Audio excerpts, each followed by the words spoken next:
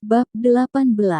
Catherine Solomon mengenakan jaket lab putihnya dan seperti biasa, memulai rutinitas kedatangan, ritual, begitulah yang dikatakan oleh kakaknya. Seperti orang tua cemas yang mengecek bayinya yang sedang tidur, Catherine melongok ke ruang mekanis. Sel bahan bakar hidrogennya berjalan dengan lancar, semua tangki cadangannya tersimpan dengan aman di rak-rak. Catherine terus berjalan menyusuri koridor, menuju ruang penyimpanan data. Seperti biasa, kedua unit cadangan hologram redundannya berdengung dengan aman di dalam ruangan dengan suhu terkontrol. Semua risetku, pikirnya seraya memandang melalui kaca anti remuk setebal 3 inci. Perangkat penyimpanan data holografis itu, tidak seperti nenek moyang mereka yang seukuran kulkas, tampak lebih menyerupai komponen-komponen stereo ramping, masing-masing bertengger di atas alas berbentuk bulat. Kedua drive holografis laboratoriumnya tersinkronisasi dan identik berfungsi sebagai cadangan redundan untuk menjaga keamanan salinan-salinan identik pekerjaannya. Sebagian besar protokol backup menyarankan sistem cadangan sekunder di luar lokasi untuk berjaga-jaga terhadap gempa bumi, kebakaran, maupun pencurian, tapi Catherine dan kakaknya sepakat bahwa kerahasiaan sangatlah penting. Setelah data ini meninggalkan gedung ke sebuah server di luar lokasi, mereka tidak bisa lagi memastikan keamanan data. Setelah puas karena semuanya berjalan lancar, Catherine kembali menyusuri lorong. Akan tetapi, ketika berbelok, dia melihat sesuatu yang tak terduga di seberang laboratorium. Ada apa ini? Sebuah kilau suram memantul dari semua peralatan. Dia bergegas mencari tahu, dan terkejut ketika melihat cahaya memancar dari balik dinding pleksiglas ruang kontrol. Dia ada di sini. Catherine lari melintasi laboratorium, tiba di pintu ruang kontrol, dan membukanya. Peter, panggilnya, seraya berlari masuk. Perempuan montok yang duduk di terminal ruang kontrol terlompat. Astaga, Catherine, kau membuatku takut. Tris Dune, satu-satunya orang lain di bumi yang diizinkan berada di belakang sini, adalah analis metasistem Catherine, dan dia jarang bekerja pada akhir pekan. Gadis berambut merah berusia 26 tahun ini adalah pembuat model data jenius dan sudah menandatangani dokumen kerahasiaan yang setara dengan milik KGB. Malam ini tampaknya dia sedang menganalisis data pada layar plasma di ruang kontrol sebuah penampil layar datar besar yang seperti berasal dari ruang kontrol misi NASA. Maaf, ujar Tris. Aku tidak tahu kau sudah di sini. Aku mencoba menyelesaikannya sebelum kau dan kakakmu tiba. Kau sudah bicara dengan Peter. Dia terlambat dan tidak menjawab teleponnya. Tris menggeleng. Aku berani bertaruh. Dia masih berusaha mencari tahu cara menggunakan iPhone baru yang kau hadiahkan kepadanya. Catherine menyukai kejenakaan Tris, dan kehadiran gadis itu di sini langsung memberinya ide. Sesungguhnya aku senang kau di sini malam ini. Mungkin kau bisa membantuku dengan sesuatu, jika kau tidak keberatan. Apapun itu, aku yakin lebih menarik daripada football. Catherine menghela napas panjang, menenangkan pikiran. Aku tidak yakin bagaimana cara menjelaskannya, tapi aku tadi mendengar cerita aneh. Tris Dune tidak tahu cerita apa yang didengar Catherine Solomon, tapi cerita itu jelas menggelisahkan perempuan itu. Mata kelabu bosnya, yang biasanya tenang, tampak cemas. Dia juga sudah menyingkirkan rambut ke belakang telinga 3 kali semenjak memasuki ruangan, ungkapan, kegelisahan, begitu Tris menyebutnya. Ilmuwan hebat, pemain poker yang payah, bagiku, ujar Catherine. Cerita ini kedengarannya seperti fiksi sebuah legenda kuno. Akan tetapi, dia terdiam, sekali lagi menyingkirkan rambut ke belakang telinga. Akan tetapi, Catherine mendesah. Akan tetapi, hari ini aku diberitahu oleh sebuah sumber terpercaya bahwa legenda itu benar. Oke, kemana arah pembicaraan ini? Aku hendak membicarakannya dengan kakakku, tapi terpikir olehku bahwa kau mungkin bisa membantuku memperjelasnya terlebih dulu. Aku benar-benar ingin tahu apakah legenda ini pernah dibuktikan sepanjang sejarah. Sepanjang sejarah, Catherine mengangguk. Di suatu tempat di dunia, dalam suatu bahasa, di suatu titik dalam sejarah. Permintaan aneh, pikir Tris, tapi jelas bisa dikerjakan. 10 tahun yang lalu, tugas itu pasti mustahil. Akan tetapi, saat ini dengan internet, World Wide Web, dan berlangsungnya digitalisasi perpustakaan-perpustakaan dan museum-museum besar di seluruh dunia, tujuan Catherine bisa tercapai dengan menggunakan mesin pencari yang relatif sederhana, yang dilengkapi dengan sejumlah modul penerjemah dan beberapa kata kunci yang dipilih dengan baik. Tak masalah, ujar Tris. Banyak buku riset laboratorium yang berisikan kutipan-kutipan dalam berbagai bahasa kuno, sehingga Tris sering diminta untuk menulis modul-modul penerjemahan pengenalan karakter optis, Optical Character Recognition, OCR, khusus untuk menghasilkan teks Inggris dari bahasa-bahasa yang tidak jelas. Agaknya, dia satu-satunya spesialis metasistem di bumi yang membangun modul-modul penerjemahan OCR dalam bahasa Vrista, Maek, dan Akkadia kuno. Modul-modul itu bisa membantu, tapi trik membangun spider pencari yang efektif adalah dengan memilih kata-kata kunci yang tepat. Unik, tapi tidak terlalu membatasi. Catherine tampaknya sudah selangkah lebih maju daripada Tris, sudah menuliskan kemungkinan kata-kata kunci pada secarik kertas. Catherine sudah menuliskan beberapa kata kunci ketika dia berhenti, berpikir sejenak, lalu menulis beberapa lagi. Oke, katanya pada akhirnya, seraya menyerahkan kertas itu kepada Tris. Tris meneliti daftar untaian pencarian, dan matanya membelalak. Legenda gila macam apa yang sedang diselidiki Catherine? Kau ingin aku mencari semua frasa kunci ini? Salah satu kata bahkan tidak dikenal oleh Tris. Apakah kata itu bahkan bahasa Inggris? Kau benar-benar berpikir kita akan menemukan semua ini di satu tempat? Verbatim, yakni kata demi kata, aku ingin mencobanya. Tris hendak mengucapkan kata mustahil, tapi, kata M, dilarang di sini. Catherine menganggapnya sebagai mindset berbahaya di bidang yang sering mengubah kebohongan yang sudah dirancang sebelumnya menjadi kebenaran yang sudah dikonfirmasi. Tris Done benar-benar ragu apakah pencarian kata kunci ini termasuk dalam kategori itu. Berapa lama hasilnya? Tanya Catherine. Beberapa menit untuk menuliskan perintah spider pencari dan meluncurkannya. Setelah itu, mungkin 15 menit bagi spider untuk menghabiskan seluruh tenaganya. Begitu cepat, Catherine tampak bersemangat. Tris mengangguk. Mesin-mesin pencari tradisional sering membutuhkan 1 hari untuk menjelajahi seluruh alam semesta online, menemukan dokumen-dokumen baru, mencerna semua isinya, dan menambahkannya ke pangkalan data yang memungkinkan pencarian. Tapi, ini bukan jenis spider pencari yang hendak ditulis oleh Tris. Aku akan menulis sebuah program yang disebut delegator, jelas Tris. Tidak begitu legal, tapi cepat. Pada dasarnya ini adalah program yang memerintahkan mesin pencari milik orang-orang lain untuk melakukan pekerjaan kita.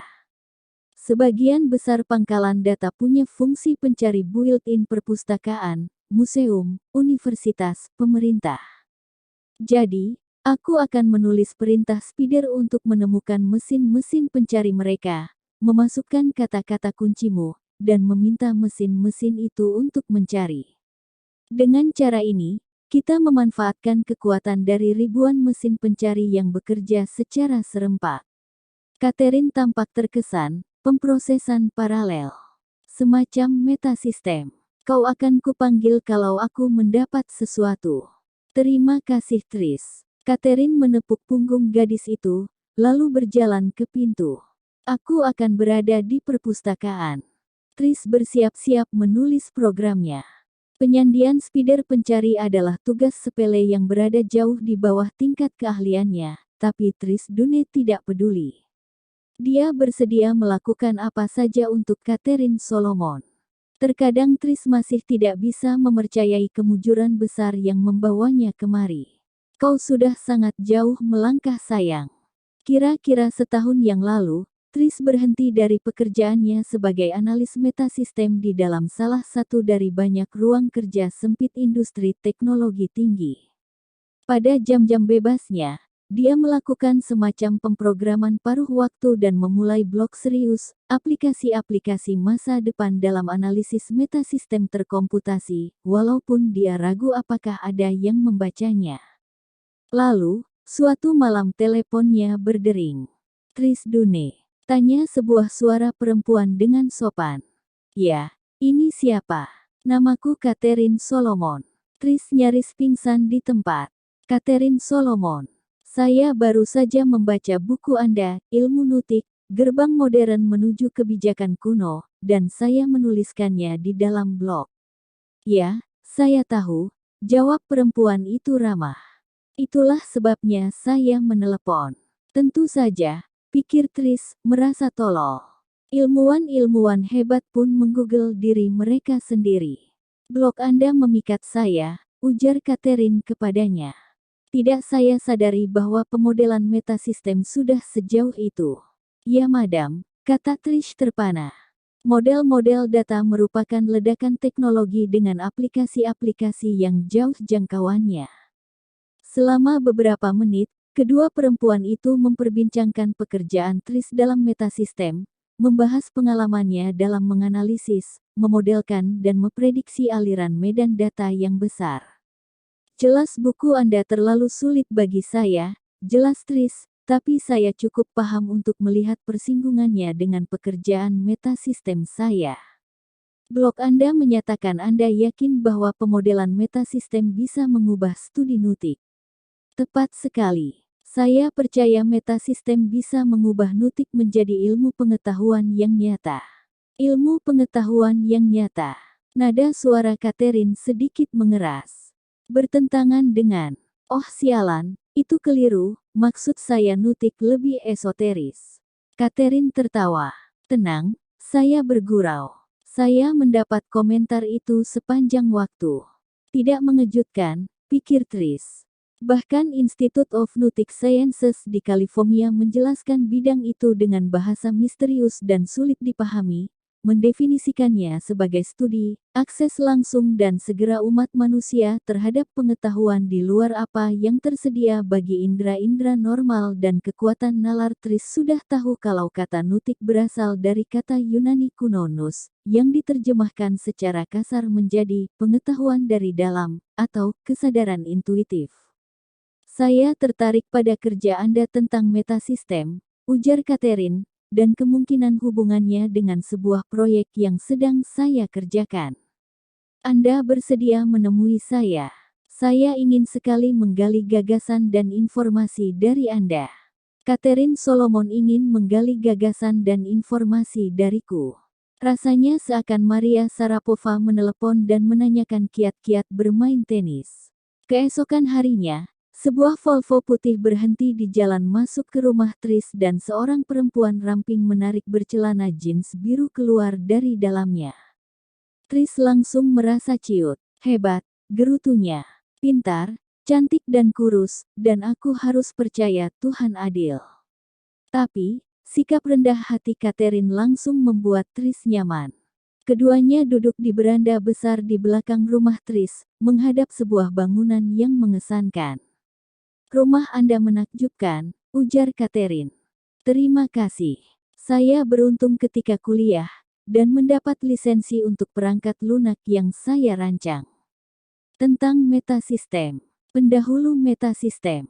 Setelah peristiwa tanggal 11 September pemerintah menangkap dan memeriksa medan-medan data yang sangat besar, surat elektronik penduduk sipil, ponsel, faks, teks, halaman web, dan mengendus kata-kata kunci yang berhubungan dengan komunikasi teroris.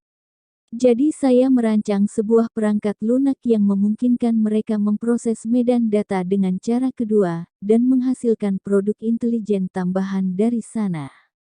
Tris tersenyum. Pada dasarnya, perangkat lunak saya memungkinkan pengukuran suhu Amerika. "Maaf." Tris tertawa. "Ya kedengarannya gila. Saya tahu. Maksud saya adalah, perangkat lunak itu menguantifikasi keadaan emosional bangsa. Menawarkan semacam barometer kesadaran kosmis, bisa dibilang seperti itu. Tris menjelaskan betapa, dengan menggunakan medan data komunikasi nasional, seseorang bisa mengakses suasana hati bangsa berdasarkan densitas kemunculan, beberapa kata kunci tertentu dan indikator-indikator emosional dalam medan data. Saat-saat yang lebih menyenangkan memiliki bahasa yang lebih menyenangkan, begitu juga sebaliknya dengan saat-saat yang penuh tekanan. Dalam peristiwa serangan teroris misalnya, pemerintah bisa menggunakan medan-medan data untuk mengukur pergeseran dalam jiwa Amerika dan memberi saran yang lebih baik kepada presiden mengenai dampak emosional peristiwa itu. Menakjubkan, ujar Catherine seraya mengusap-usap dagu.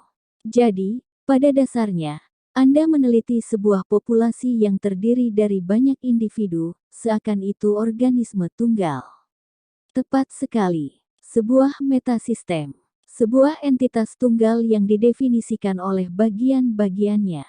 Tubuh manusia misalnya, terdiri dari jutaan sel individual, masing-masing dengan atribut dan tujuan yang berbeda, tapi berfungsi sebagai sebuah entitas tunggal. Catherine menganggak dengan antusias. Seperti sekawanan burung atau sekelompok ikan yang bergerak sebagai satu kesatuan. Kami menyebutnya konvergensi atau keterkaitan. Tris merasa bahwa tamu terkenalnya mulai memahami potensi pemrograman metasistem dalam bidangnya sendiri, nutik. Perangkat lunak saya, jelas Tris, dirancang untuk membantu badan-badan pemerintah agar bisa mengevaluasi dengan lebih baik dan merespons dengan tepat krisis skala luas penyakit pandemik, tragedi nasional, terorisme, hal-hal semacam itu.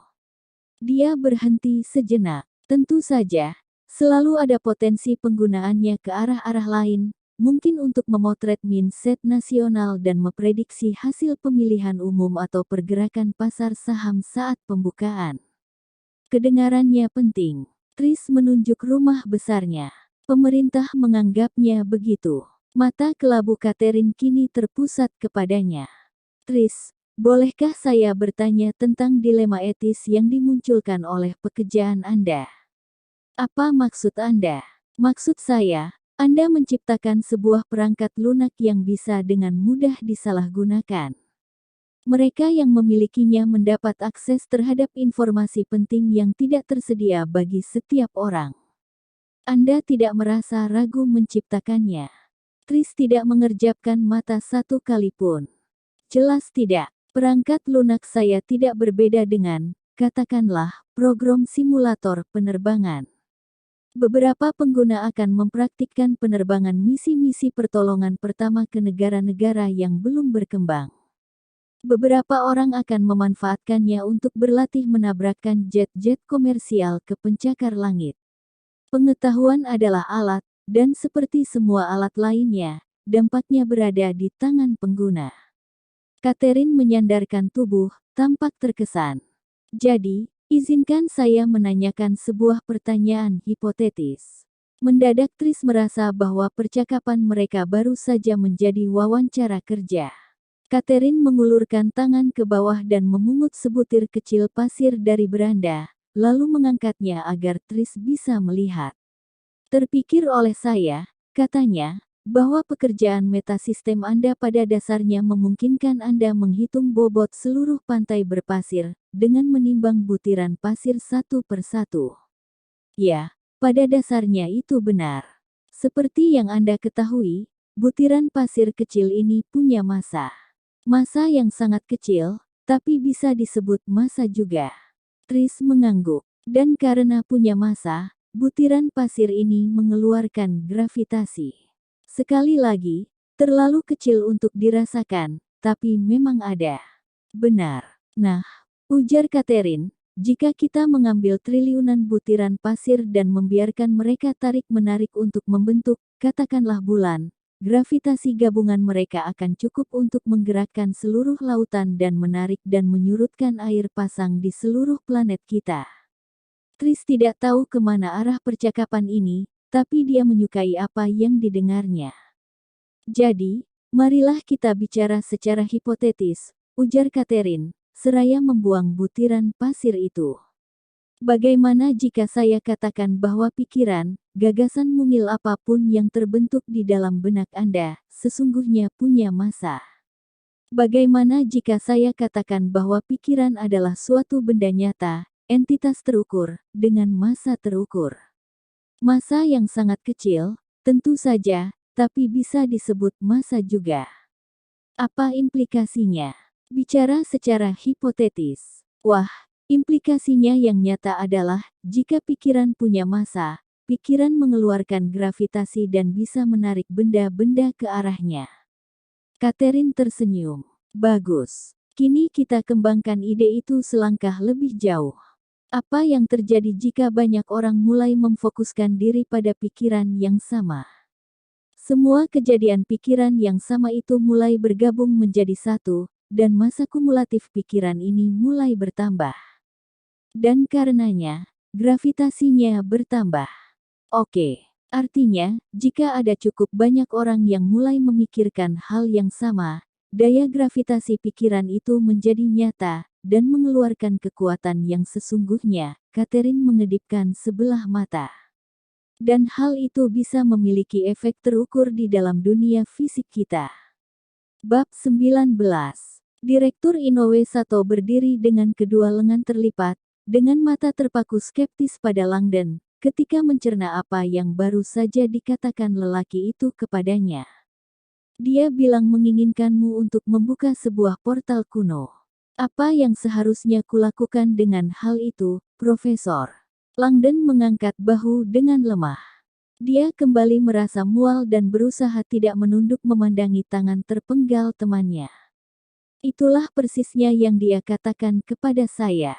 Portal kuno, tersembunyi di suatu tempat di dalam gedung ini. Saya katakan kepadanya bahwa saya sama sekali tidak tahu portal apapun. Kalau begitu, mengapa dia mengira kau bisa menemukannya?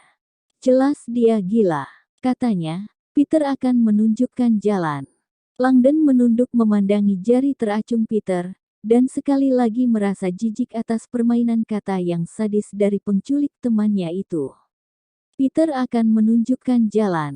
Langdon sudah membiarkan matanya mengikuti jari teracung itu sampai ke kubah di atas kepala. Portal. Di atas sana. Gila. Lelaki yang menelepon saya itu, ujar Langdon kepada Sato, adalah satu-satunya orang yang mengetahui kedatangan saya ke Capitol malam ini.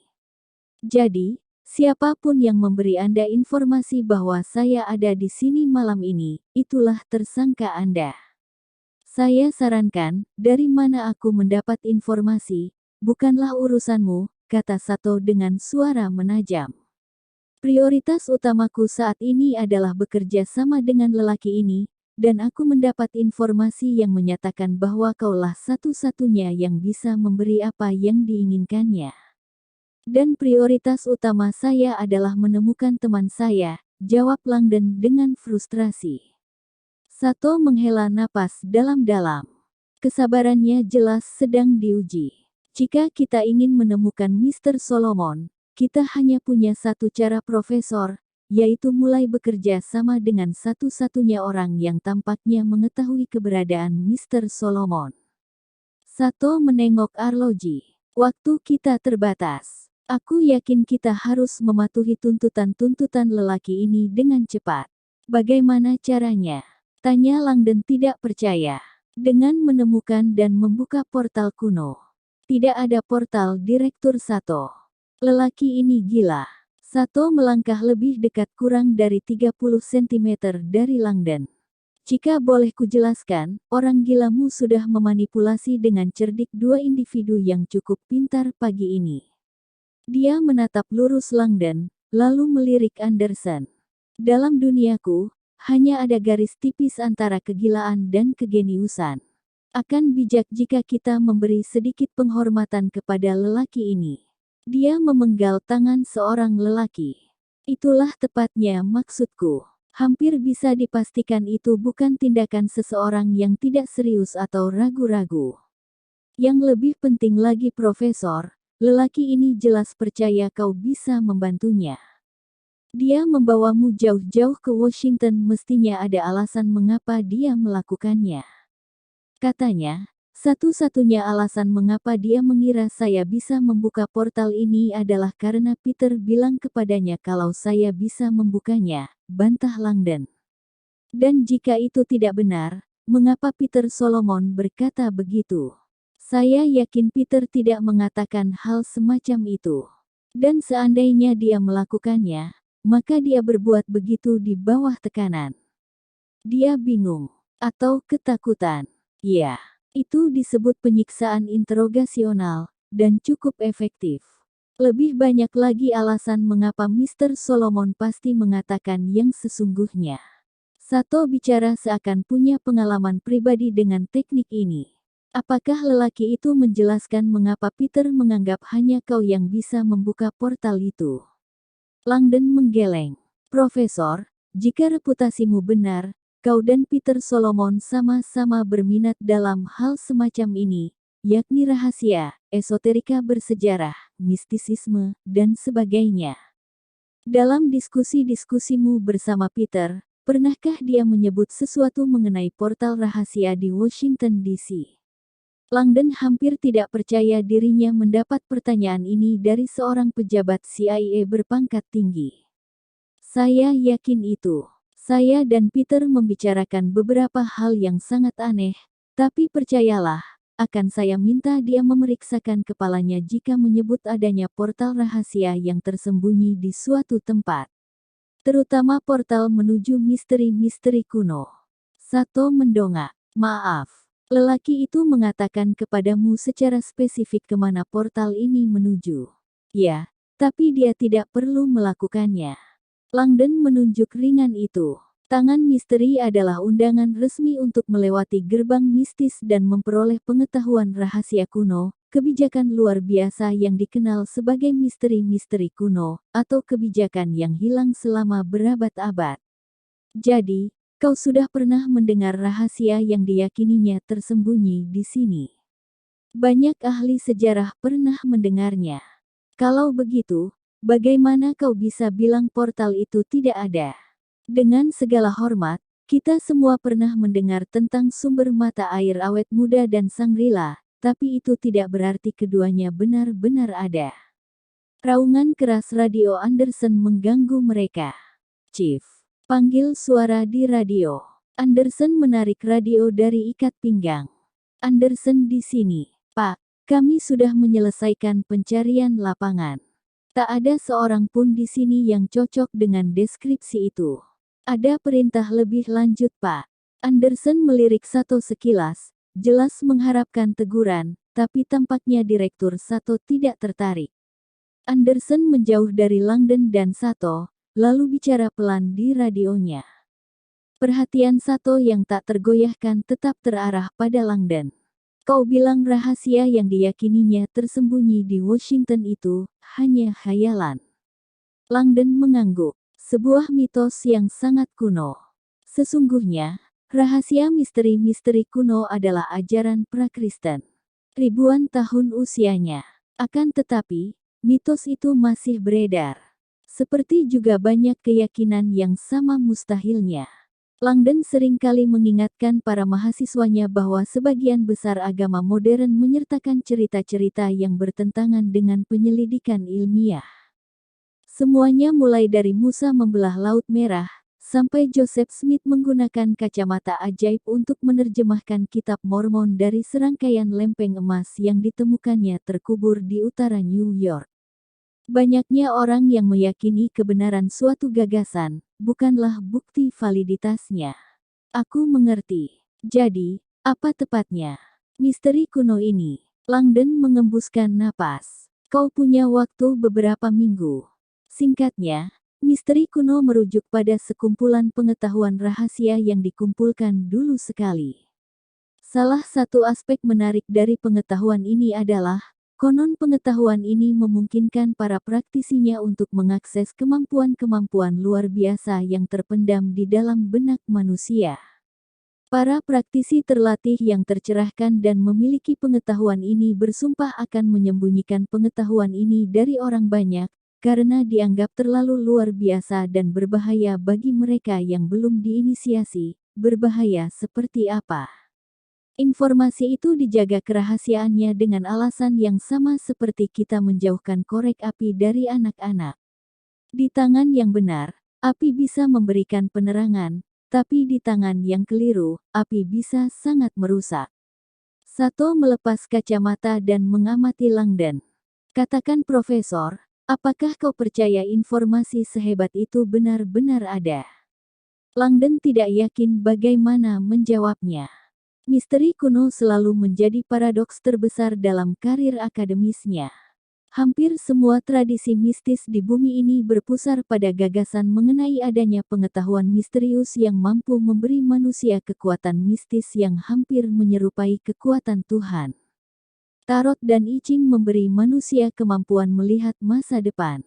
Alkimia memberi manusia keabadian melalui fabel batu bertuah. Wicca memungkinkan para praktisi tingkat tingginya melemparkan kutukan dahsyat. Daftarnya terus berlanjut. Sebagai akademisi, Langdon tidak bisa mengingkari catatan historis tradisi-tradisi ini, sekumpulan dokumen, artefak, dan karya seni yang dengan jelas menyatakan bahwa orang-orang kuno memiliki kebijakan luar biasa yang hanya dibagikan melalui alegori, mitos, dan simbol untuk memastikan hanya orang-orang yang sudah diinisiasi dengan benar yang bisa mengakses kekuatannya. Tetapi, sebagai orang yang realistis dan skeptis, Langdon tetap tidak merasa yakin. Katakan saja saya orang yang skeptis, katanya kepada Sato. Saya belum pernah melihat sesuatu pun di dunia nyata yang menandakan bahwa misteri kuno bukanlah legenda, sekadar arketipe mitologis yang terus berulang. Tampaknya bagi saya, jika manusia memang bisa memperoleh kekuatan ajaib, maka akan ada buktinya. Akan tetapi, sejauh ini, sejarah belum menganugerahi kita dengan manusia berkekuatan super. Sato menaikkan kedua alisnya. Itu tidak seluruhnya benar. Langdon bimbang, menyadari bahwa bagi banyak orang yang religius, preseden untuk manusia Tuhan memang ada, yang paling nyata adalah Yesus. Jelas, katanya, banyak orang berpendidikan yang percaya bahwa kebijakan yang menganugerahkan kekuasaan ini benar-benar ada, tapi saya belum yakin. Apakah Peter Solomon salah satu dari orang-orang itu? Tanya Sato seraya melirik tangan di lantai. Langdon tidak sanggup melihat tangan itu. Peter datang dari garis keturunan keluarga yang selalu bergairah terhadap segala hal yang kuno dan mistis. Apakah itu berarti ya? Tanya Sato. Saya yakin bahwa seandainya pun Peter percaya misteri kuno itu nyata, dia tidak percaya hal itu bisa diakses melalui semacam portal yang tersembunyi di Washington DC. Dia memahami simbolisme metaforis, yang tampaknya tidak dipahami oleh penculiknya. Sato mengangguk. Jadi, kau percaya portal ini adalah metafora? Tentu saja, jawab Langdon. Bagaimanapun, secara teoretis, itu metafora yang sangat umum, portal mistis yang harus dilewati seseorang untuk menjadi tercerahkan. Portal dan ambang pintu adalah bangunan-bangunan simbolis umum yang merepresentasikan ritual perlintasan transformatif. Mencari portal secara harfiah akan seperti mencoba menemukan gerbang surga yang sesungguhnya. Tampaknya Sato merenungkan hal ini sejenak. Tapi, kedengarannya penculik Mr. Solomon percaya kau bisa membuka portal sungguhan. Langdon mengembuskan napas. Dia melakukan kesalahan yang sama seperti banyak orang fanatik, mengacaukan metafora dengan kenyataan harfiah. Demikian pula, para alkemis kuno membanting tulang dengan sia-sia untuk mengubah timah menjadi emas, tanpa pernah menyadari bahwa timah menjadi emas hanyalah sebuah metafora untuk menggali potensi manusia yang sesungguhnya, yaitu mengubah pikiran tidak berpengetahuan menjadi pintar dan tercerahkan. Sato menunjuk tangan itu. Jika lelaki ini ingin kau menemukan semacam portal untuknya, mengapa dia tidak bilang saja kepadamu cara menemukannya? Ada apa dengan semua pertunjukan ini? Mengapa memberimu tangan bertato? Langdon sudah mengajukan pertanyaan yang sama kepada dirinya sendiri, dan jawabannya menggelisahkan. Tampaknya lelaki yang sedang kita hadapi ini, selain tidak stabil secara mental, juga sangat berpendidikan. Tangan ini bukti bahwa dia sangat mengetahui legenda misteri dan kode kerahasiaan mereka. Juga sejarah ruangan ini. Aku tidak mengerti. Segala perbuatannya malam ini dilakukan persis mengikuti protokol-protokol kuno. Menurut tradisi, tangan misteri adalah mit-migan suci, dan karenanya harus diberikan di tempat suci. Mata Sato menyipit. Ini rotunda, gedung US Capitol Profesor, bukan semacam kuil suci untuk rahasia-rahasia mistis kuno. Sesungguhnya, ujar Langdon, saya mengenal banyak sejarawan yang tidak akan setuju dengan Anda. Sementara itu di seberang kota, Trisdune duduk diterangi kilau layar plasma di dalam kubus. Dia menyelesaikan penyiapan spider pencari dan mengetikkan 5 frasa kunci yang diberikan oleh Catherine kepadanya. Pasti tidak ada apa-apa. Dengan hanya sedikit perasaan optimis, dia meluncurkan spider yang seolah-olah memulai permainan Go Fish, yaitu permainan kartu yang mirip dengan cangkulan di seluruh dunia. Dengan kecepatan luar biasa, frasa-frasa itu kini dibandingkan dengan teks-teks di seluruh dunia, untuk mencari kecocokan sempurna. Mau tidak mau Tris bertanya-tanya semua ini tentang apa, tapi ia sudah paham bahwa bekerja bersama keluarga Solomon artinya dia tidak akan pernah bisa mengetahui seluruh informasi. Bab 20. Diam-diam Robert Langdon menengok arloji dengan gelisah, pukul 7.58 malam. Wajah tersenyum Mickey Mouse hanya sedikit menghiburnya. Aku harus menemukan Peter. Kita membuang-buang waktu. Sejenak Sato menyingkir untuk menerima telepon, tapi kini dia sudah kembali kepada Langdon. Profesor, aku menghalangimu dari melakukan sesuatu. Tidak, jawab Langdon seraya memanjangkan lengan baju untuk menutupi arloji. Saya hanya sangat mengkhawatirkan Peter. Aku bisa mengerti, tapi aku bisa meyakinkanmu bahwa hal terbaik yang bisa kau lakukan untuk menolong Peter adalah membantuku memahami jalan pikiran penculiknya. Langdon tidak begitu yakin, tapi dia merasa dirinya tidak akan pergi kemana-mana sampai direktur itu memperoleh informasi yang diinginkannya. Beberapa saat yang lalu, ujar Sato, kau menyatakan bahwa rotunda ini, entah bagaimana suci bagi gagasan misteri-misteri kuno ini. Ya, jelaskan kepadaku. Langdon tahu, dia harus memilih kata-katanya dengan baik. Dia sudah mengajar seluruh semester mengenai simbolisme mistis Washington DC dan di dalam gedung ini saja terdapat daftar referensi mistis yang hampir tidak ada habisnya. Amerika punya masa lalu yang tersembunyi.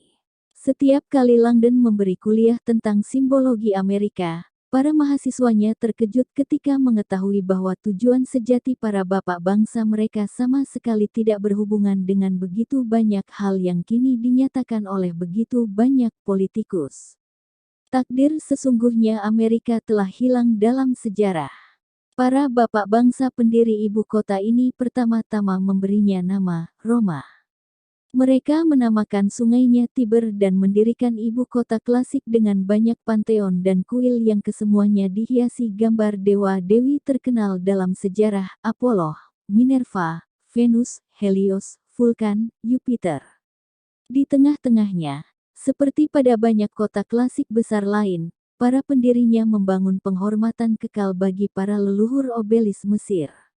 Obelis ini, yang bahkan lebih besar daripada obelis Kairo atau Alexandria, menjulang 555 kaki, bersamaan 170 meter, ke angkasa, memiliki lebih dari 30 tingkat, serta menyatakan terima kasih dan penghormatan kepada Bapak Bangsa setengah dewa yang menjadi nama baru ibu kota ini. Washington. Kini, berabad-abad kemudian, walaupun Amerika memisahkan gereja dengan negara, rotunda yang disponsori negara ini dilimpahi simbolisme keagamaan kuno. Ada lebih dari selusin dewa di Rotunda, melebihi panteon asli di Roma. Tentu saja panteon Roma sudah diubah menjadi Kristen pada tahun 609, tapi panteon yang ini tidak pernah diubah, sisa-sisa sejarah aslinya masih jelas tampak. Seperti yang mungkin kau ketahui, ujar Langdon, Rotunda dirancang sebagai penghormatan untuk salah satu kuil mistis paling dipuja di Roma, yaitu kuil Vesta. Ada hubungannya dengan perawan Vesta. Sato tampak ragu kalau para perawan penjaga api Roma ada hubungannya dengan gedung US Capitol. Kuil Vesta di Roma, jelas Langdon, berbentuk melingkar, dengan lubang menganga di lantai sebagai tempat api suci pencerahan yang diawasi oleh kelompok persaudaraan para perawan yang bertugas menjaga api agar tidak pernah padam. Sato mengangkat bahu. Rotunda ini berbentuk lingkaran, tapi tidak kulihat adanya lubang menganga di lantai ini. Tidak, tidak lagi. Tapi, selama bertahun-tahun, bagian tengah ruangan ini dulu punya lubang besar yang kini persis ditempati oleh tangan Peter. Sambil Langdon menunjuk lantai. Sesungguhnya Anda masih bisa melihat tanda-tanda di lantai, yang berasal dari pagar untuk menjaga agar orang-orang tidak jatuh ke dalam lubang. Apa? Protes Sato, seraya meneliti lantai. Aku tidak pernah mendengar soal itu. Tampaknya dia benar. Anderson menunjuk lingkaran tombol-tombol besi yang dulunya ditempati tiang-tiang. Saya sudah pernah melihatnya, tapi tak pernah tahu mengapa semua itu ada di sana. Kau tidak sendirian, pikir Langdon, seraya membayangkan ribuan orang setiap hari, termasuk para pembuat undang-undang yang terkenal, melenggang melintasi bagian tengah rotunda tanpa mengetahui bahwa dulunya ada kemungkinan mereka terjatuh ke dalam Capitol Crypt, tingkat yang berada di bawah lantai rotunda. Lubang di lantai, jelas Langdon kepada mereka, pada akhirnya ditutup. Tapi untuk waktu yang lama, para pengunjung rotunda bisa melihat secara langsung api yang menyala di bawah. Sato berbalik, api di US Capitol. Sesungguhnya lebih berupa obor besar, itu api abadi yang menyala di dalam ruang bawah tanah persis di bawah kita. Seharusnya api itu terlihat melalui lubang di lantai, menjadikan ruangan ini kuil Vesta modern. Gedung ini bahkan punya perawan Vestanya sendiri, seorang pegawai federal yang disebut penjaga ruang bawah tanah, yang berhasil menjaga nyala api selama 50 tahun, sampai politik, agama, dan kerusakan akibat asap memadamkan gagasan itu. Anderson dan Sato tampak sama-sama terkejut. Saat ini, satu-satunya pengingat bahwa api pernah menyala di sini adalah kompas bintang bersudut 4 yang ditanamkan di lantai ruang bawah tanah, satu tingkat di bawah mereka, simbol api abadi Amerika, yang pernah memberikan penerangan ke 4 penjuru dunia baru. Jadi Profesor, ujar Sato, menurutmu lelaki yang meninggalkan tangan Peter di sini mengetahui semua ini? Sudah jelas. Dan jauh lebih banyak lagi. Di seluruh ruangan ini terdapat simbol-simbol yang mencerminkan keyakinan terhadap misteri kuno. Kebijakan rahasia, kata Sato, dengan sarkasme dalam suaranya. Pengetahuan yang memungkinkan manusia memperoleh kekuatan seperti Tuhan. Ya, itu tidak cocok dengan landasan-landasan Kristen negara ini. Begitulah tampaknya. Tapi itu benar. Perubahan manusia menjadi Tuhan ini disebut apoteosis. Tak peduli kau menyadarinya atau tidak, tema ini, perubahan manusia menjadi Tuhan, adalah elemen inti dalam simbolisme rotunda ini. Apoteosis. Anderson berbalik dengan pandangan terkejut karena mengenali istilah itu. Ya. Anderson bekerja di sini. Dia tahu, kata apoteosis secara harafiah berarti, perubahan yang bersifat ketuhanan, dari manusia menjadi Tuhan. Berasal dari kata Yunani kuno, apo menjadi theos, yakni Tuhan atau dewa. Anderson tampak takjub. Apoteosis berarti menjadi Tuhan. Saya sama sekali tidak tahu. Ada hal yang belum ku ketahui. Tuntut Sato. Ya, ujar Langdon. Lukisan terbesar di dalam gedung ini berjudul The Apotheosis of Washington. dan jelas menggambarkan George Washington sedang ditransformasikan menjadi dewa. Sato tampak ragu. Aku belum pernah melihat hal semacam itu. Sesungguhnya, saya yakin Anda pernah melihatnya. Langdon mengacungkan jari telunjuknya, menunjuk ke atas. Tepat di atas kepala Anda. Bab 21. The Apotheosis of Washington, lukisan dinding seluas 433 meter persegi yang menutupi kanopi rotunda Capitol diselesaikan pada 1865 oleh Constantino Brumidi. Dikenal sebagai Michelangelo-nya Capitol, Brumidi menorehkan namanya di rotunda Capitol sama seperti Michelangelo di Kapel Sistine, yaitu dengan membuat lukisan dinding pada kanvas tertinggi di ruangan pada langit-langit. Seperti Michelangelo, Brumidi pernah menciptakan beberapa karya terbaiknya di Vatikan. Akan tetapi, Brumidi berimigrasi ke Amerika pada 1852, meninggalkan kuil Tuhan terbesar demi kuil baru US Capitol, yang kini berkilau dengan contoh-contoh keahliannya, mulai dari trompe l'oeil, yakni lukisan yang sangat realistis dan mendetail seperti foto di koridor-koridor Brumidi sampai langit-langit dengan pinggiran berukir di ruang wakil presiden. Tetapi, gambar raksasa yang menggantung di atas rotunda Capitol lah yang dianggap oleh sebagian besar sejarawan sebagai mahakarya Brumidi. Robert Langdon mendongak memandangi lukisan dinding besar yang menutupi langit-langit itu. Biasanya dia menikmati reaksi terkejut para mahasiswanya ketika melihat gambar aneh pada lukisan dinding ini, tapi saat ini dia hanya merasa terperangkap dalam mimpi buruk yang belum dia pahami. Direktur Sato berdiri di sebelahnya dengan kedua tangan di pinggang, mengernyit memandang langit-langit. Langdon merasa bahwa perempuan itu mengalami reaksi yang sama seperti yang dialami oleh banyak orang lain ketika mereka pertama kalinya berhenti untuk meneliti lukisan yang terletak di pusat bangsa mereka. Kebingungan total. Dia tidak sendirian, pikir Langdon. Bagi kebanyakan orang, The Apotheosis of Washington menjadi semakin aneh ketika mereka semakin lama memandanginya. Itu George Washington di panel tengah, ujar Langdon seraya menunjuk 55 meter ke atas ke tengah kubah. Seperti yang bisa kau lihat, dia berjubah putih, diiringi 13 perawan, dan terangkat di atas awan di atas manusia fana.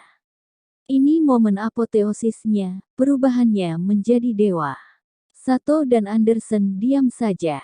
Di dekatnya, lanjut Langdon, kau bisa melihat serangkaian gambar anakronistis aneh, dewa-dewa kuno memberikan pengetahuan maju kepada para bapak bangsa kita. Ada Minerva yang memberikan inspirasi teknologi kepada para penemu terbesar bangsa kita, Ben Franklin, Robert Fulton, Samuel Morse. Langdon menunjuk mereka satu persatu. Dan di sana ada Vulkan yang membantu kita membangun mesin uap. Di samping mereka ada Neptunus yang sedang menunjukkan cara meletakkan kabel transatlantik. Di sampingnya ada Ceres, dewi biji-bijian yang merupakan akar kata sereal. Dia duduk di atas mesin pemanen McCormick, terobosan baru pertanian yang memungkinkan negara ini menjadi pemimpin dunia dalam produksi makanan. Lukisannya secara terang-terangan menggambarkan para bapak bangsa kita sedang menerima kebijakan agung dari dewa-dewa. Langdon menundukkan pandangan, kini memandang Sato. Pengetahuan adalah kekuatan, dan pengetahuan yang tepat memungkinkan manusia melakukan tugas-tugas ajaib, hampir menyerupai dewa. Sato menurunkan pandangan, kembali pada Langdon seraya menggosok-gosok leher. Meletakkan kabel telepon tidak bisa dikatakan menjadi dewa. Mungkin bagi manusia modern, jawab Langdon. Tapi jika George Washington tahu kita telah menjadi bangsa yang punya kekuatan untuk bicara melintasi lautan, terbang dengan kecepatan suara, dan menapaki bulan, dia akan berasumsi bahwa kita telah menjadi dewa, mampu melakukan tugas-tugas ajaib. Dia terdiam. Dalam kata-kata futuris Arthur C. Clarke, teknologi apapun yang cukup maju tidak bisa dibedakan dengan sihir. Sato mengerutkan bibir, tampak berpikir serius. Dia melirik tangan itu, lalu mengikuti arah telunjuknya yang teracung dalam kubah. Profesor, kau diberitahu, Peter akan menunjuk jalan. Benarkah itu? Ya, tapi itu lebih dekat. Anderson mengangguk. Ada panggung di sekitar interior kubah. Langdon memandang pagar mungil yang berada jauh, jauh di atas, dan terlihat persis di bawah lukisan. Dia merasakan tubuhnya menegang. Tidak perlu naik ke atas sana. Dia pernah menaiki panggung yang jarang dikunjungi itu, sebagai tamu senator Amerika Serikat dan istrinya, dan dia nyaris pingsan akibat ketinggian yang memusingkan dan tempat menapak yang membahayakan. Tidak perlu, desak Sato. Profesor, kita berhadapan dengan lelaki yang percaya bahwa ruangan ini berisi portal yang berpotensi menjadikannya sebagai dewa. Kita punya lukisan dinding di langit-langit yang menyimbolkan perubahan dari manusia menjadi dewa, dan kita punya tangan yang teracung lurus pada lukisan itu. Tampaknya semuanya mendesak kita menuju atas. Sesungguhnya, sela Anderson seraya melirik ke atas, tidak banyak orang yang tahu, tapi memang ada sebuah peti heksagonal di dalam kubah yang benar-benar bisa terayun membuka seperti portal, dan kalian bisa mengintip ke bawah melaluinya. Tunggu sebentar, sela Langdon, kau salah mengerti. Portal yang dicari lelaki ini adalah portal figuratif, gerbang yang tidak ada.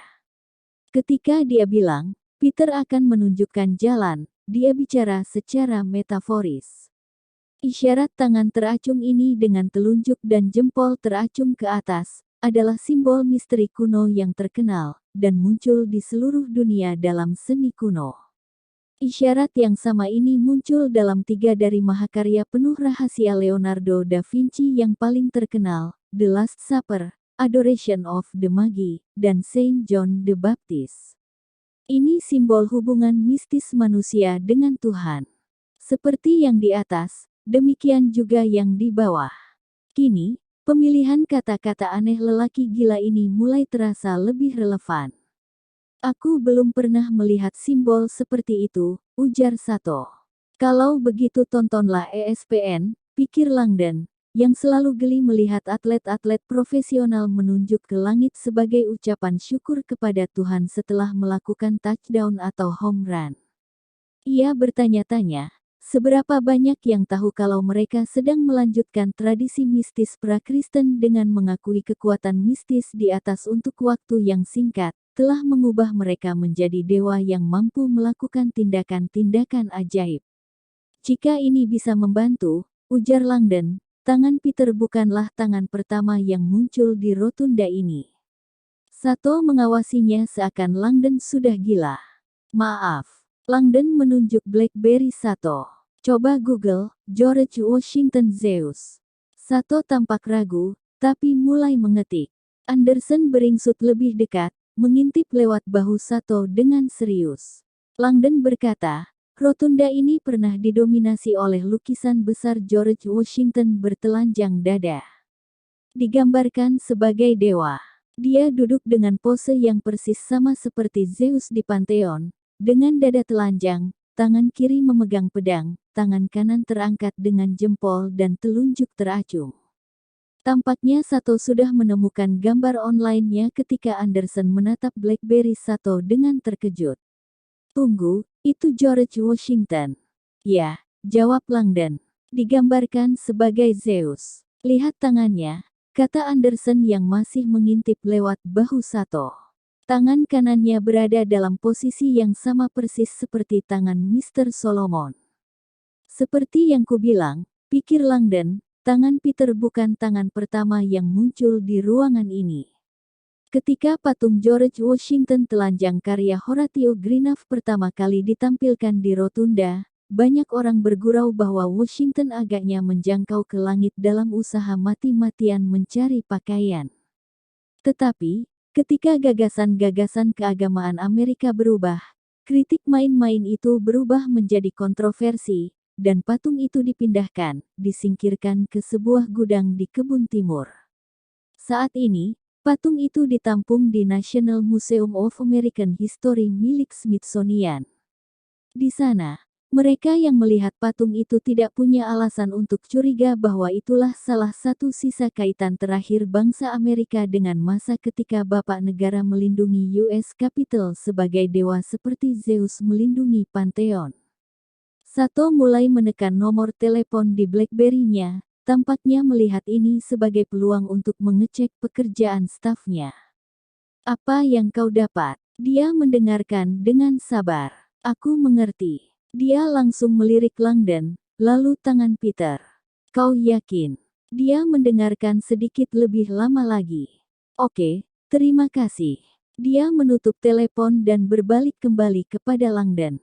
Stafku melakukan riset dan mengonfirmasi keberadaan apa yang kau sebut sebagai tangan misteri, menegaskan segala perkataanmu.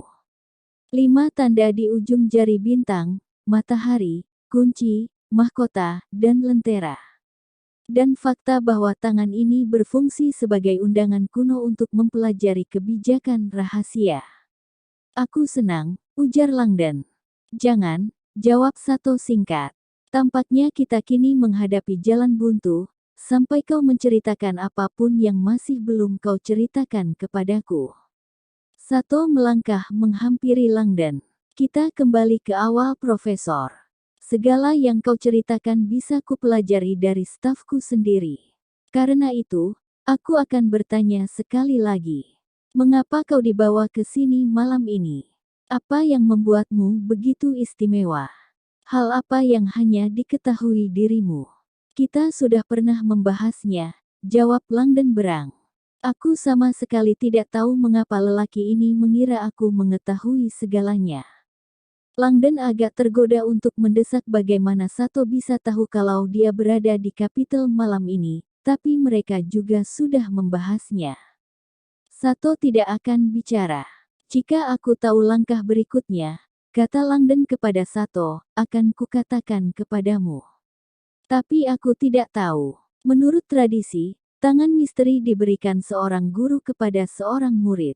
Lalu, tak lama kemudian, tangan itu diikuti oleh serangkaian instruksi, petunjuk-petunjuk ke sebuah kuil, nama master yang akan mengajarimu sesuatu. Tapi yang ditinggalkan lelaki ini untuk kita hanyalah 5 tato. Mendadak Langdon terdiam. Sato mengawasinya. Ada apa? Mata Langdon terarah kembali pada tangan itu. 5 tato. Kini dia menyadari bahwa perkataannya mungkin tidak seluruhnya benar. Profesor. Desak Sato. Langdon beringsut menuju benda mengerikan itu. Peter akan menunjukkan jalan. Tadi terpikir olehku, mungkin lelaki ini meninggalkan sebuah benda yang tergenggam dalam telapak tangan Peter, peta, atau surat, atau serangkaian petunjuk. Tidak, kata Anderson. Seperti yang kau lihat, ketiga jari tidak mengepal erat. Kau benar, ujar Langdon. Tapi terpikir olehku. Kini dia berjongkok, mencoba melihat melalui bagian bawah jari-jari itu ke tapak tangan Peter yang tersembunyi. Mungkin tidak ditulis di atas kertas. Ditatokan, tanya Anderson. Langdon mengangguk. Kau melihat sesuatu di telapak tangan itu? Tanya Sato. Langdon berjongkok lebih rendah, mencoba mengintip ke bawah jari-jari yang mengepal longgar itu. Mustahil dilihat dari sudut ini. Aku tidak bisa. Astaga, ujar Sato seraya berjalan menghampiri. Buka saja benda keparat itu. Anderson melangkah ke depan Sato. Kita seharusnya menunggu tim forensik sebelum menyentuh. Aku ingin jawaban, ujar Sato seraya berjalan melewati Anderson. Dia berjongkok, menyingkirkan Langdon dari tangan itu. Langdon berdiri dan menyaksikan dengan tidak percaya ketika Sato mengeluarkan pena dari saku, menyelipkannya dengan hati-hati ke bawah 3 jari mengepal itu. Lalu, satu persatu, dia membuka setiap jari ke atas sampai tangan itu benar-benar terbuka seluruhnya, dengan telapak tangan terlihat jelas. Sato mendongak memandang Langdon, dan senyum tipisnya terkembang di wajahnya. Sekali lagi kau benar, Profesor. Bab 22. Catherine Solomon mondar-mandir di perpustakaan, menarik jubah labnya dan menengok arloji. Dia bukan perempuan yang terbiasa menunggu, Tapi saat ini dia merasa dunianya sepertinya berhenti. Dia sedang menunggu hasil spider pencari Tris, dia sedang menunggu kabar dari kakak laki-lakinya, dan dia juga sedang menunggu telepon dari lelaki yang bertanggung jawab atas seluruh situasi mencemaskan ini. Seandainya saja lelaki itu tidak menceritakannya kepadaku, pikirnya. Biasanya, Catherine sangat berhati-hati dengan kenalan baru. Dan, walaupun dia baru berjumpa dengan lelaki itu untuk pertama kalinya siang ini, dalam hitungan menit, lelaki itu sudah mendapatkan kepercayaannya sepenuhnya. Telepon dari lelaki itu muncul siang ini, ketika Catherine sedang berada di rumah, seperti biasa menikmati kesenangan minggu siangnya dengan membaca jurnal-jurnal ilmiah selama seminggu. Miss Solomon, kata sebuah suara yang luar biasa ringan. Nama saya Dr. Christopher Abaddon. Saya berharap bisa bicara sejenak dengan Anda mengenai kakak Anda. Maaf, siapa ini? Desak Catherine. Dan bagaimana caramu mendapatkan nomor ponsel pribadiku? Dr. Christopher Abaddon. Catherine tidak mengenal nama itu. Lelaki itu berdeham, seakan situasinya baru saja berubah canggung. Saya minta maaf Miss Solomon. Saya mendapat kesan kakak Anda sudah bercerita tentang saya. Saya dokternya. Nomor ponsel Anda terdaftar sebagai kontak daruratnya. Jantung Catherine terlonjak. Kontak darurat. Ada masalah? Tidak, menurut saya tidak, ujar lelaki itu. Kakak Anda melewatkan perjanjian bertemu pagi ini, dan saya tidak bisa menghubunginya di semua nomor teleponnya. Dia tidak pernah lewatkan perjanjian bertemu tanpa menelepon sebelumnya, saya hanya sedikit khawatir. Saya ragu menelepon Anda. Tidak apa-apa, sama sekali tidak apa-apa, saya menghargai kekhawatiran Anda. Catherine masih berusaha mengingat nama dokter itu. Saya belum bicara dengan kakak saya semenjak kemarin pagi, tapi dia mungkin lupa menyalakan ponsel. Catherine baru saja memberi Peter iPhone baru, dan kakaknya itu masih belum punya waktu untuk mempelajari cara penggunaannya. Anda bilang Anda dokternya? Tanya Catherine. Apakah Peter menderita suatu penyakit yang dirahasiakannya dariku? Muncul keheningan yang terasa berat. Saya benar-benar minta maaf, tapi jelas saya baru saja melakukan kesalahan profesional yang agak serius dengan menelepon Anda. Menurut Peter, Anda mengetahui kunjungan-kunjungannya menemui saya, tapi kini saya tahu tidak demikian kenyataannya. Kakakku berbohong kepada dokternya. Kekhawatiran Catherine kini semakin bertambah. Dia sakit. Maaf Miss Solomon. Kerahasiaan antara dokter dan pasien membuat saya tidak bisa membahas kondisi kakak Anda, dan saya sudah berkata terlalu banyak dengan mengakui bahwa dia pasien saya. Saya hendak menutup telepon sekarang, tapi seandainya Anda mendengar darinya hari ini, tolong minta dia menelepon saya, sehingga saya tahu dia baik-baik saja. Tunggu, ujar Catherine. Harap katakan ada apa dengan Peter. Dr. Abaddon mengembuskan napas, kedengarannya tidak suka dengan kesalahannya. Miss Solomon, saya bisa mengerti kalau Anda cemas, dan saya tidak menyalahkan Anda. Saya yakin kakak Anda baik-baik saja. Dia baru saja ke kantor saya kemarin. Dan dia dijadwalkan lagi hari ini. Kedengarannya mendesak. Laki-laki itu mendesah. Saya sarankan agar kita memberinya waktu lagi sebelum saya akan datang ke kantor Anda sekarang, ujar Catherine seraya berjalan ke pintu. Di mana kantor Anda Dr. Christopher Abaddon? Panggil Catherine. Saya bisa mencari sendiri alamat Anda, atau Anda bisa memberikannya saja kepada saya. Bagaimanapun, saya akan ke sana. Dokter itu terdiam. Jika saya bertemu dengan Anda Miss Solomon, maukah Anda berbaik hati dengan tidak berkata apapun kepada kakak Anda sampai saya punya kesempatan menjelaskan kesalahan saya? Baiklah. Terima kasih. Kantor saya di Kalorama Hayat. Lelaki itu memberi Catherine sebuah alamat. 20 menit kemudian, Catherine Solomon melintasi jalan-jalan anggun di Colorama Heights. Dia sudah menelepon semua nomor telepon kakaknya tanpa mendapat jawaban. Dia tidak terlalu mencemaskan di mana kakaknya berada, tapi berita bahwa Peter diam-diam menemui seorang dokter menggelisahkannya. Ketika akhirnya Catherine menemukan alamatnya, dia menatap bangunan itu dengan bingung. Ini kantor dokter. Rumah mewah di hadapannya punya pagar pengaman dari besi tempah, kamera-kamera elektronik, dan kebun yang subur. Ketika Catherine memperlambat mobil untuk mengecek ulang alamat, salah satu kamera keamanan berputar ke arahnya, dan pintu gerbang mengayun terbuka. Catherine menyetir memasuki jalanan mobil, lalu parkir di sebelah garasi untuk 6 mobil dan sebuah limo panjang. Dokter macam apa lelaki ini? Ketika dia keluar dari mobil, pintu depan gedung terbuka, dan satu sosok anggun berjalan keluar menuju tangga. Dia tampan, luar biasa tinggi, dan lebih muda daripada yang dibayangkan Catherine. Walaupun begitu, dia mencerminkan keanggunan dan kesopanan seorang lelaki yang lebih tua. Pakaiannya tak bercela dengan setelan warna gelap dan dasi, dan rambut pirang tebalnya tertata sempurna. Miss Solomon, saya Dr. Christopher Abaddon, sapanya dengan suara berbisik pelan.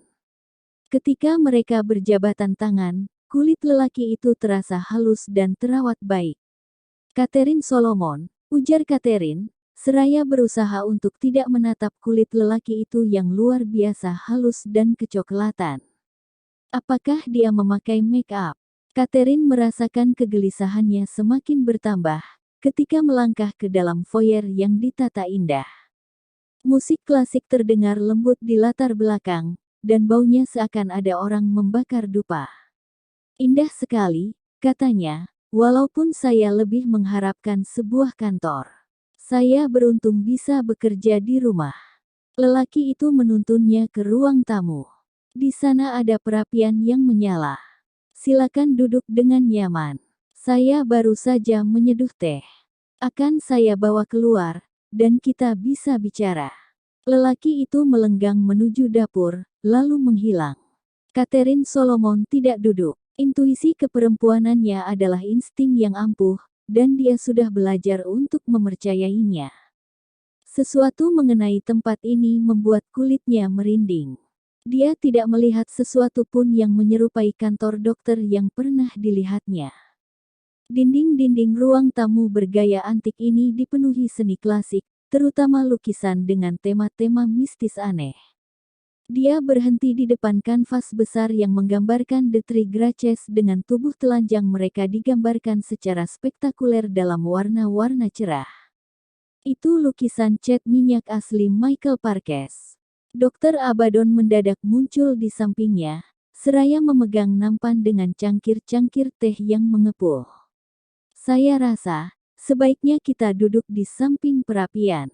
Dia menuntun Catherine ke ruang tamu dan menawarkan kursi. Tak ada alasan untuk merasa cemas. Saya tidak cemas, ujar Catherine terburu-buru. Lelaki itu menyunggingkan senyum yang menenangkan. Sesungguhnya keahlian saya adalah mengetahui apakah seseorang merasa cemas. Maaf, saya seorang psikiater Miss Solomon. Itulah profesi saya. Kakak Anda sudah berkonsultasi dengan saya lebih dari setahun. Saya terapisnya. Catherine hanya bisa menatap. Kakakku menjalani terapi. Pasien sering memilih untuk merahasiakan terapi mereka, kata lelaki itu. Saya melakukan kesalahan dengan menelepon Anda, walaupun saya bisa membela diri dengan mengatakan bahwa kakak Anda telah mengelabui saya. Saya sama sekali tidak tahu. Saya minta maaf jika sudah membuat Anda cemas, kata lelaki itu, kedengaran malu. Saya perhatikan, Anda mengamati wajah saya ketika kita tadi bertemu, dan ya, saya memang memakai make up. Dia menyentuh pipinya sendiri, tampak tersipu-sipu. Saya punya kondisi kulit yang saya lebih suka menyembunyikannya.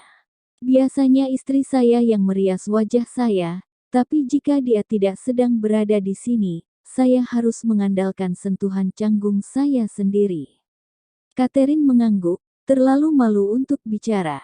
Dan rambut indah ini, dia menyentuh rambut pirang wignya. Kondisi kulit saya juga mempengaruhi folikel-folikel kulit kepala, dan semua rambut saya rontok. Dia mengangkat bahu. Saya khawatir dosa saya adalah kesombongan.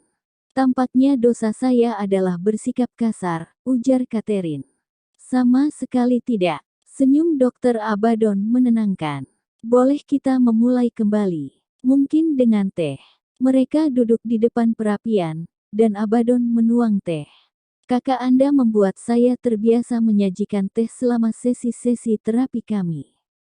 Katanya, keluarga Solomon adalah penikmat teh. Tradisi keluarga, ujar Catherine. Tanpa gula. Terima kasih. Mereka meneguk teh dan berbasa-basi sejenak, tapi Catherine tidak sabar ingin mendapat informasi mengenai kakaknya. Mengapa kakak saya datang kepada Anda? Tanyanya. Dan mengapa dia tidak menceritakannya kepadaku? Peter memang menghadapi banyak sekali tragedi dalam hidupnya, kehilangan ayah di usia muda, lalu dalam kurun waktu 5 tahun, dia menguburkan anak laki-laki satu-satunya dan ibunya. Walaupun begitu, Peter selalu menemukan cara untuk mengatasinya. Dr. Abaddon meneguk teh. Kakak Anda datang kepada saya karena dia mempercayai saya. Kami punya ikatan melebihi hubungan normal antara dokter dan pasien. Dia menunjuk dokumen berbingkai di dekat perapian. Tampaknya seperti diplomat, sampai Catherine melihat Phoenix berkepala 2 itu. Anda anggota Mason. Derajat tertinggi, bahkan saya dan Peter seperti saudara. Agaknya Anda telah melakukan sesuatu yang penting sehingga diundang ke dalam derajat ke-33. Bukan begitu, kata Dr. Abaddon. Saya punya uang keluarga dan saya menyumbang banyak untuk kegiatan-kegiatan amal Mason. Kini Catherine sadar mengapa kakaknya mempercayai dokter muda ini. Seorang anggota Mason dengan uang keluarga, tertarik pada filantropi dan mitologi kuno. Dr. Abaddon punya lebih banyak kesamaan dengan kakaknya daripada yang semula dibayangkan Catherine. Ketika saya bertanya mengapa kakak saya menemui Anda, ujar Catherine, maksud saya bukan mengapa dia memilih Anda. Maksud saya, mengapa dia mencari pertolongan psikiater. Dr. Abaddon tersenyum. Ya, saya tahu. Saya mencoba menghindar dari pertanyaan itu secara halus. Benar-benar bukan sesuatu yang perlu saya diskusikan. Dia terdiam. Walaupun harus saya katakan bahwa saya bingung mengapa kakak Anda merahasiakan diskusi-diskusi kami dari Anda, mengingat adanya kaitan langsung antara semua itu dan riset Anda. Riset saya? Tanya Catherine benar-benar terkejut. Kakakku membicarakan risetku. Baru-baru ini kakak Anda datang kepada saya untuk mendapatkan opini profesional mengenai dampak psikologis terobosan baru yang Anda buat di lab Anda. Catherine hampir tersedak teh. Benarkah? Saya terkejut, katanya dengan susah payah. Apa yang dipikirkan Peter? Dia menceritakan pekerjaanku kepada psikiaternya. Protokol keamanan mereka melarang diskusi dengan siapa saja mengenai apa yang sedang dikerjakan Catherine.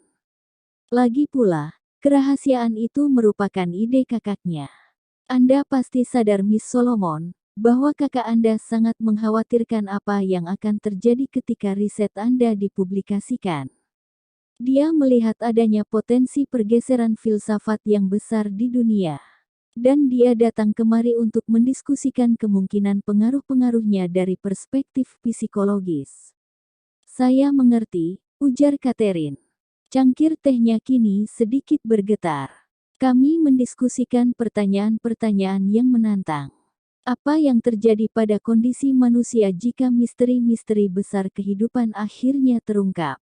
Apa yang terjadi ketika kepercayaan-kepercayaan yang kita terima berdasarkan keyakinan mendadak terbukti secara kategoris sebagai fakta? Atau disangkal sebagai mitos? Mungkin akan ada orang berargumentasi bahwa beberapa pertanyaan tertentu sebaiknya dibiarkan tak terjawab. Catherine tidak bisa mempercayai apa yang didengarnya, tetapi ia tetap menjaga ketenangan emosi. Saya harap Anda tidak keberatan Dr. Abaddon, tapi saya lebih suka tidak mendiskusikan detail-detail pekerjaan saya. Saya tidak punya rencana dalam waktu dekat untuk mempublikasikan sesuatu. Sementara ini, temuan-temuan saya akan tetap terkunci dengan aman di dalam lab saya. Menarik. Dr. Abaddon menyandarkan tubuh di kursi sejenak, terhanyut dalam pikirannya. Bagaimanapun, saya meminta kakak Anda untuk kembali hari ini karena kemarin dia mengalami sedikit gangguan. Gangguan. Jantung Catherine berdentam-dentam. Seperti gangguan saraf. Dia tidak bisa membayangkan kakaknya mengalami gangguan saraf karena sesuatu hal. Dr. Abaddon mengulurkan tangan dengan ramah. Saya mohon, bisa saya lihat bahwa saya telah membuat Anda cemas. Maaf. Mengingat situasi-situasi yang canggung ini, saya bisa mengerti betapa Anda merasa berhak mendapat jawaban.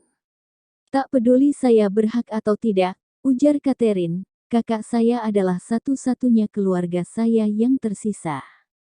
Tak seorang pun mengenalnya sebaik saya mengenalnya, jadi, jika Anda menceritakan kepada saya apa gerangan yang terjadi, mungkin saya bisa membantu Anda. Kita semua menginginkan hal yang sama, yang terbaik untuk Peter. Dr. Abaddon terdiam beberapa lama, lalu perlahan-lahan mulai mengangguk-angguk, seakan perkataan Catherine mungkin ada benarnya. Akhirnya dia bicara, sebagai catatan, Miss Solomon, jika saya memutuskan untuk membagikan informasi ini kepada Anda, saya hanya melakukannya karena menurut saya pandangan-pandangan Anda mungkin bisa membantu saya dalam membantu kakak Anda. Tentu saja. Dr. Abaddon mencondongkan tubuh ke depan, meletakkan kedua sikunya di lutut. Miss Solomon, semenjak kakak Anda menemui saya sudah merasakan adanya pergulatan perasaan bersalah yang hebat di dalam dirinya. Saya tidak pernah mendesaknya untuk bercerita, karena bukan itu alasan Peter datang menemui saya. Tapi kemarin, karena sejumlah alasan, akhirnya saya bertanya kepadanya. Abaddon memandang Catherine lekat-lekat. Kakak Anda membuka diri, secara agak dramatis dan tak terduga. Dia menceritakan hal-hal yang tidak saya sangka akan saya dengar, termasuk semua yang terjadi pada malam kematian ibu Anda. Malam Natal, tepatnya hampir 10 tahun yang lalu. Ibuku meninggal di pelukanku. Ia bercerita bahwa ibu Anda berdua terbunuh ketika terjadi percobaan perampokan di rumah Anda. Seorang lelaki mendobrak masuk, mencari sesuatu yang menurutnya disembunyikan oleh kakak Anda. Itu benar.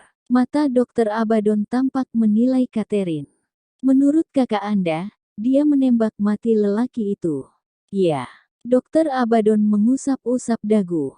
Anda ingat apa yang dicari penyusup itu ketika mendobrak masuk ke dalam rumah kalian? Selama 10 tahun Catherine mencoba dengan sia-sia memblokir ingatan itu. Ya, tuntutannya sangat spesifik. Sayangnya, tak seorang pun dari kami mengetahui apa yang dibicarakannya. Tuntutannya tidak pernah masuk akal bagi kami, tapi tuntutannya masuk akal bagi kakak Anda. Apa? Catherine menegakkan tubuh. Setidaknya menurut cerita yang diungkapkannya kepada saya kemarin, Peter tahu persis apa yang dicari penyusup itu. Akan tetapi, kakak Anda tidak mau menyerahkannya, sehingga berpura-pura tidak mengerti. Itu mustahil. Peter tidak mungkin tahu apa yang diinginkan lelaki itu. Tuntutannya tidak masuk akal. Menarik. Dr. Abaddon terdiam dan menuliskan beberapa catatan. Tetapi, seperti yang tadi saya bilang, Peter mengatakan bahwa dia sesungguhnya tahu. Kakak Anda percaya bahwa, seandainya dia mau bekerja sama dengan penyusup itu, mungkin ibu Anda sekarang masih hidup. Keputusan ini merupakan sumber dari segala perasaan bersalahnya. Catherine menggeleng-gelengkan kepala. Itu gila. Dr. Abaddon memerosotkan bahu, tampak khawatir. Miss Solomon, ini umpan balik yang berguna. Seperti yang saya khawatirkan, kakak Anda tampaknya mengalami sedikit masalah dengan realitas. Harus saya akui, saya khawatir itulah kasusnya. Itulah sebabnya, saya memintanya untuk kembali hari ini. Episode-episode delusional ini bukan sesuatu yang tidak biasa jika berhubungan dengan ingatan-ingatan traumatis. Catherine kembali menggeleng-gelengkan kepala. Peter sama sekali tidak delusional, Dr. Abaddon. Saya setuju, kecuali apa? Kecuali bahwa ceritanya mengenai serangan itu baru permulaan, hanya bagian yang sangat kecil dari cerita panjang dan tidak masuk akal yang diceritakannya kepada saya.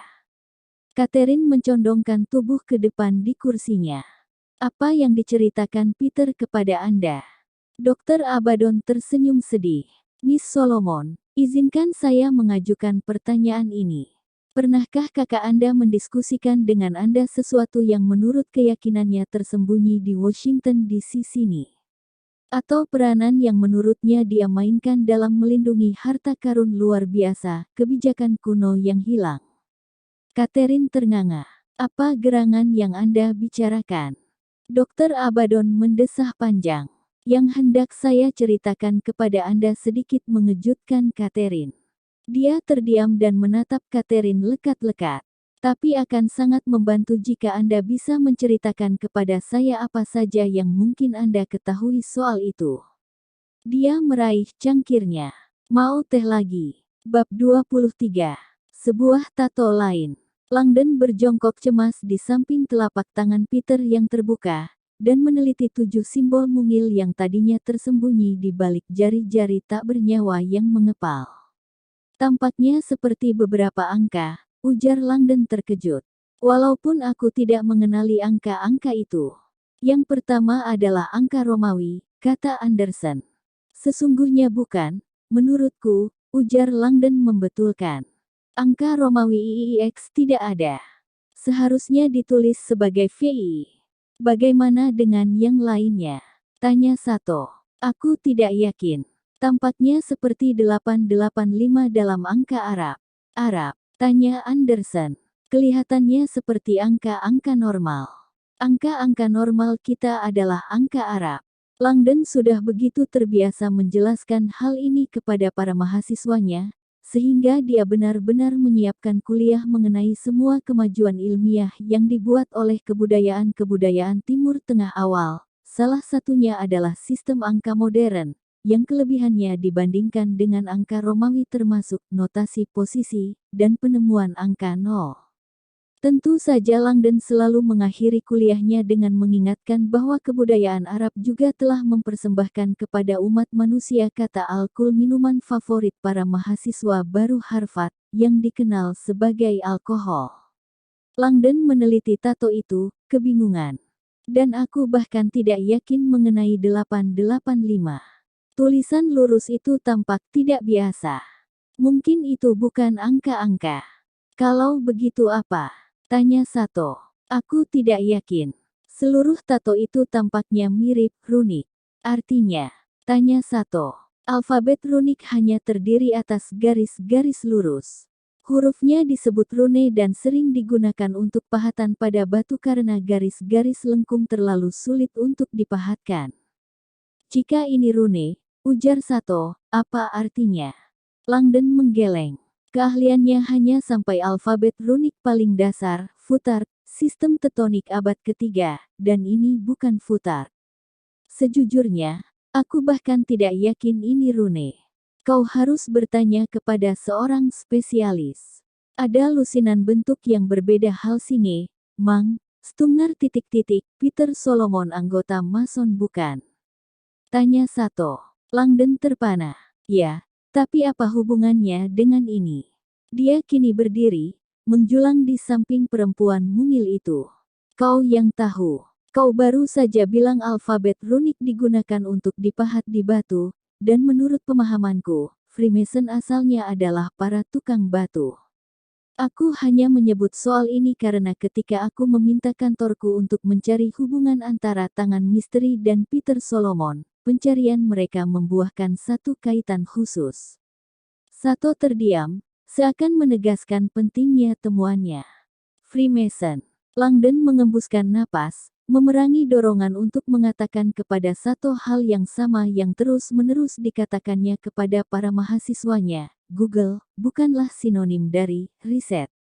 Pada masa-masa pencarian kata kunci besar-besaran di seluruh dunia ini, tampaknya segalanya bertautan dengan segalanya. Dunia menjadi satu jaringan informasi besar yang saling berkaitan dan menjadi semakin padat setiap hari. Langdon mempertahankan nada sabar. Aku tidak terkejut Freemason muncul dalam pencarian stafmu. Mason adalah kaitan yang jelas antara Peter Solomon dan sejumlah topik esoteris manapun. Ya, ujar Sato, dan ini alasan lain mengapa aku terkejut malam ini. Kau belum menyebut tentang Freemason. Bagaimanapun, kau sudah bicara soal kebijakan rahasia yang dilindungi oleh beberapa orang yang tercerahkan. Itu kedengarannya sangat khas Mason bukan?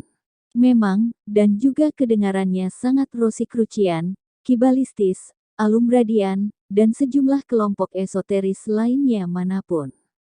Tapi, Peter Solomon anggota Mason, seorang Mason yang sangat berkuasa pula. Tampaknya Freemason akan muncul dalam pikiran jika kita bicara soal rahasia. Tuhan tahu, betapa kaum Mason menyukai rahasia-rahasia mereka. Langdon bisa mendengar nada ketidakpercayaan dalam suara Sato, dan dia tidak ingin terlibat di dalamnya. Jika ingin mengetahui sesuatu tentang Freemason, akan jauh lebih baik jika kau bertanya kepada anggota Mason. Sesungguhnya, kata Sato, aku lebih suka bertanya kepada seseorang yang bisa kupercayai. Langdon menganggap komentar itu tolol sekaligus merendahkan.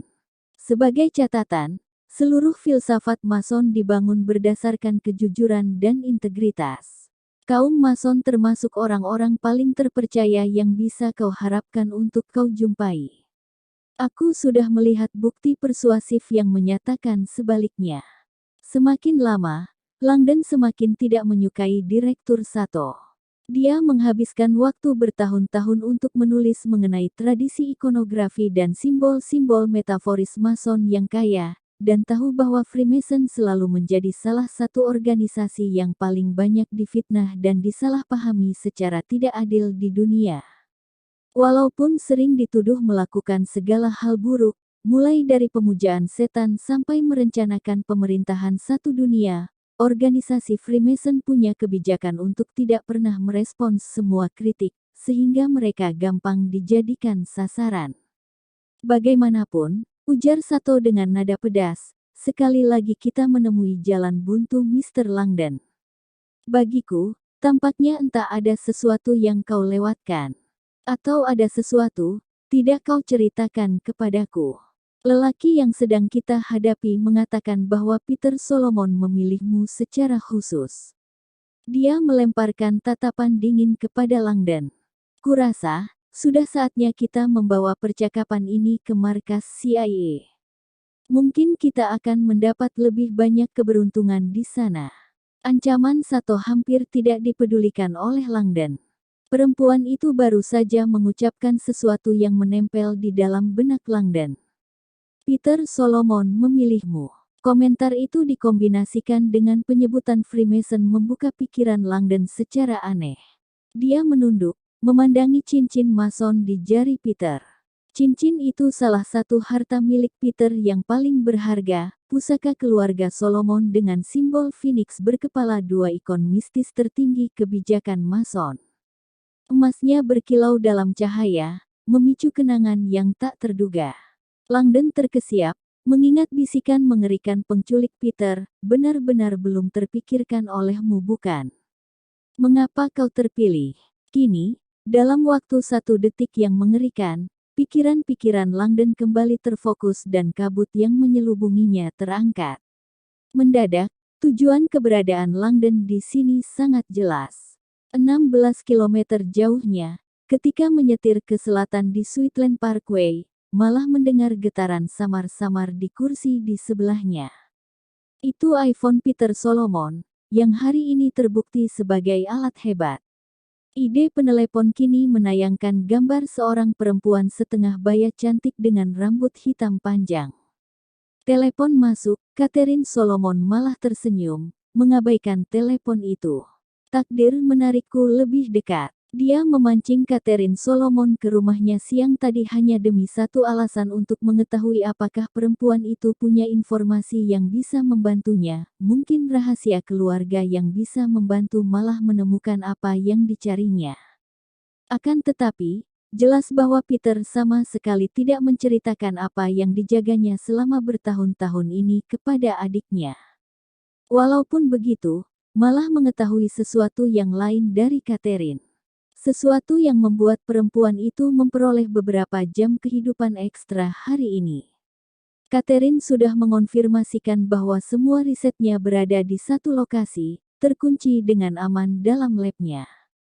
Aku harus menghancurkannya. Riset Catherine siap membuka pintu pemahaman baru, dan setelah pintu itu terbuka, walaupun sedikit saja, yang lain akan mengikuti. Hanya masalah waktu sebelum semuanya berubah. Aku tidak bisa membiarkan hal itu terjadi. Dunia harus tetap seperti sekarang, terapung-apung dalam kegelapan ketidaktahuan. iPhone berbunyi, tut, menandakan Catherine baru saja meninggalkan pesan suara. Malah mendengarkannya. Peter, ini aku lagi. Suara Catherine kedengaran khawatir. Kau di mana? Aku masih memikirkan percakapanku dengan Dr. Abaddon, dan aku khawatir. Semuanya baik-baik saja. Telepon aku. Aku di lab. Pesan suara itu berakhir. Malah tersenyum. Seharusnya Catherine tidak terlalu mengkhawatirkan kakaknya, dan lebih mengkhawatirkan dirinya sendiri. Dia berbelok dari Sweetland Parkway, memasuki Silver Hill Road. Kurang dari 1,5 kilometer kemudian, dalam kegelapan dia melihat siluet samar-samar SMSC di balik pepohonan di luar jalan raya di sebelah kanannya. Seluruh kompleks dikelilingi pagar kawat berduri tinggi. Bangunan yang aman, malah tergelak sendiri. Aku mengenal seseorang yang akan membukakan pintunya untukku.